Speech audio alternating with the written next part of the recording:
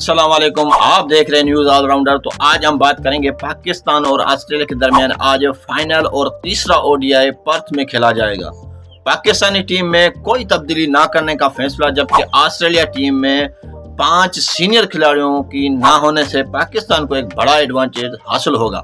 Pakistani team 1996 के बाद पहली मर्तबा ऑस्ट्रेलिया में जाके ऑस्ट्रेलिया में सीरीज जीत सकती है। पाकिस्तान के लिए एक सुनहरी मौका होगा।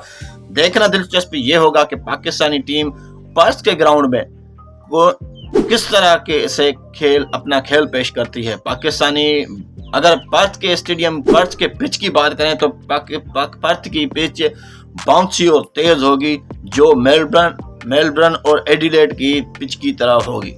पर्थ का जो नया स्टेडियम है, इसमें ज्यादातर वनडे खेले नहीं जा चुके हैं। पर्थ के ग्राउंड की एक खुसूसियत यह है कि इसमें हाईएस्ट स्कोर 252 है और लोएस्ट स्कोर 152 तक ही रहा है। लेकिन पर्थ की जो हिस्ट्री रही है, पास्ट में जो हिस्ट्री रही है, इसमें जो सेकंड पहले बॉलिंग करता है वही मैच वही टीम विन करती है।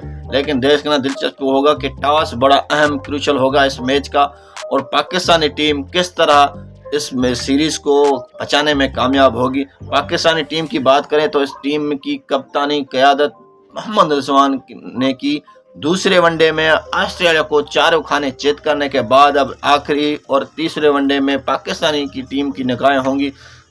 और उसके अलावा बाबर आजम भी लय में दिखाई दे रहे हैं। उसके अलावा पाकिस्तान के फास्ट बॉलर्स बिलखुसूस हारिस रऊफ इस सीरीज में अब तक 2 मैचों में 8 विकेटें ले चुके हैं। हारिस और रऊफ से इस आखिरी मैच में भी उम्मीदें बरकरार हैं। लेकिन देखना दिलचस्प ये होगा कि हारिस रऊफ इस पिच पे कैसी बॉलिंग कराना जानता है।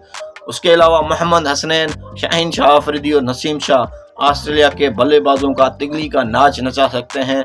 देखना दिलचस्प ये होगा कि पाकिस्तान क्या 1996 के बाद फर्स्ट टाइम ऑस्ट्रेलिया में जाके सीरीज विन कर पाता है।